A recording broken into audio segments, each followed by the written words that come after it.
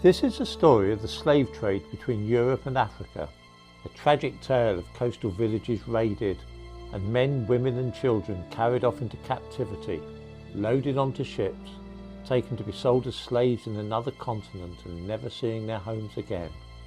A familiar enough narrative, except that in this case the villages being depopulated in this way were English, and the slave traders arrived in ships which had sailed from Africa. Long before the British ever became involved in the slave trade, slavers out of Africa were raiding not only the British Isles but many other European countries, from Iceland to Malta, Ireland to Spain and Italy to the Netherlands, carrying off white slaves to be sold in the slave markets of Africa.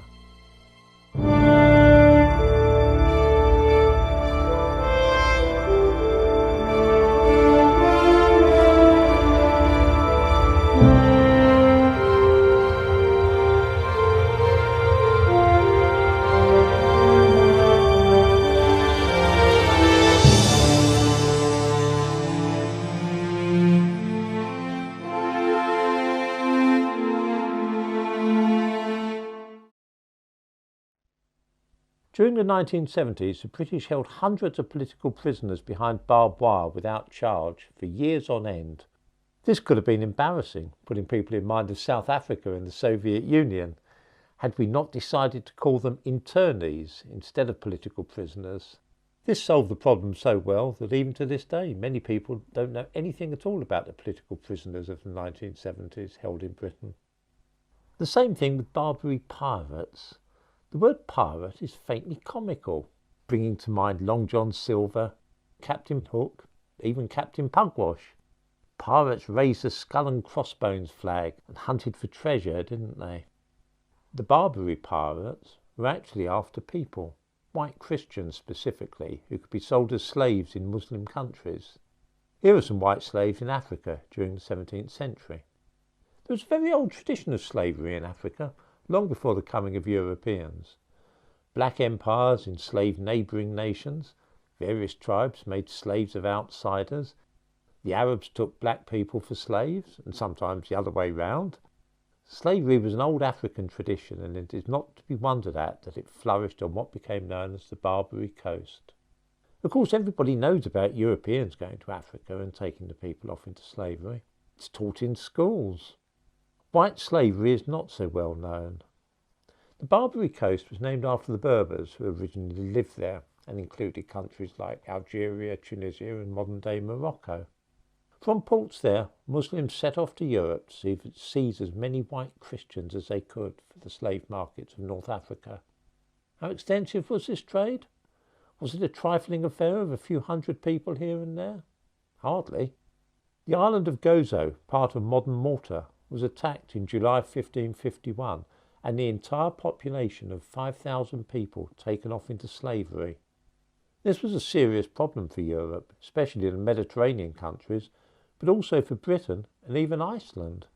Current estimates suggest that the number of Europeans captured and taken to Africa numbered in the millions. The Barbary pirates attacked shipping as well as land, and were in the habit of taking the crews of ships and then just leaving the ships drifting on the ocean. In Britain, for instance, the fishing industry was under serious threat in the 17th century because men dared not put to sea in the North Sea or the English Channel for fear of being captured by slavers. On land, some coastal districts of Spain became practically deserted because people feared to live there. From Venice in the north to Malaga in the south, whole swathes of the European coast became deserted, because those living there were always at the risk of slavers descending on their villages and taking them off to Africa. The sack of Baltimore in Ireland gives one good example of what was going on at that time. The entire population was removed. Cornwall was in particular danger, being at the end of England, as you might say. For example, at Mounts Bay in Cornwall, 60 men, women and children were taken away. In 1626, St Kevin was repeatedly attacked, and boats out of Looe, Penzance, Mousehole and so on were all at risk of being seized by pirates. It was thought at the time that around 60 Barbary men-of-war ships were prowling the coast of Britain in the 17th century. Sir John Eliot, Vice Admiral of Devon, declared that the seas around England seemed to be theirs. We think of Pirate Island as being in the Caribbean, but for a while the Isle of Lundy in the Bristol Channel was held by the Barbary pirates and used as their base. In 1645, another raid by Barbary pirates on the Cornish coast saw 240 men, women and children kidnapped. To keep the slave population stable, around 1/4 had to be replaced each year, which for the period from 1580 to 1680 meant around 8,500 new slaves each year, a total of 850,000 in the course of the century. According to one estimate, 7,000 English people were abducted between 1622 to 1644, many of them ship's crews and passengers.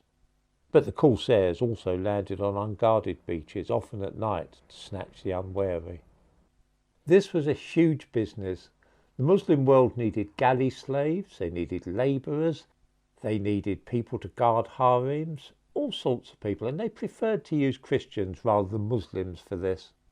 The rulers of the countries of North Africa were entitled to 1/8 of all the slaves captured, and these were used for public works. Cervantes, author of Don Quixote, was a slave in Africa for several years before being ransomed. This was another motive for the slave trade. If you could seize well-to-do people, they could be ransomed by their families, sold in effect for money.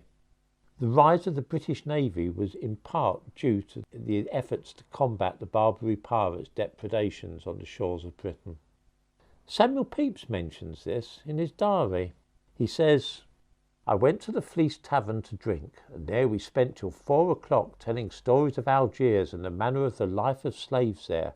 Captain Mootham and Mr. Dawes, who have both been slaves there, did make me fully acquainted with their condition, how they eat nothing but bread and water, how they are beat upon the soles of their feet and bellies at the liberty of their padron, how they are all night called into their master's quarters, and there they lie."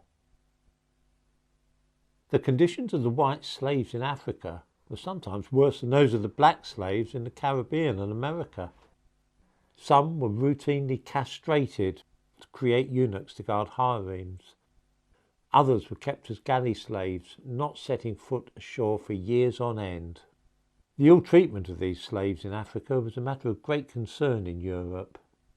How did it come to an end? Well, it's rather unfortunate. The British began to pay tribute to some of the North African countries in order to prevent the Barbary pirates from visiting their country and seizing their ships. It was guyed up under various terms, but effectively the British were paying not to be molested.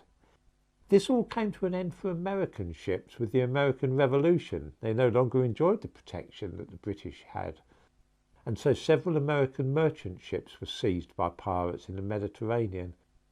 This led directly to the founding of the American Navy. It was the Americans who finally put a stop to the efforts of the pirates. It was not until 1830, when France occupied the whole of Algeria, though, that the pirate trade finally came to an end. I think it fair to say that not one person in 1,000 is aware of the fact that African slavers were raiding England for years, at least half a century before the English became involved in raiding Africa for their own slaves. This has been described as cultural amnesia. Images such as this one, black African slaves in the Caribbean, are routinely seen in school and during Black History Month. Images such as this, though, showing white slaves in Africa, are all but unknown. Slavery was endorsed by the Bible and Quran, practiced all over the world from ancient times in every continent. It has literally now become a matter, though, of black and white, for all forms of slavery have been forgotten, save that which involves white people enslaving black people. We have over the last few decades in this country been indoctrinated to see slavery as a wicked activity practiced by European colonialists, chiefly against the inhabitants of Africa. This false impression is taught in schools, and we are given annual top-ups every October during Black History Month. The truth is that at least half a century before England became involved in the capture of slaves in Africa, slave traders from Africa were carrying off people from England and taking them away to be slaves. History is always far more complex than the simple linear narrative that we learn at school.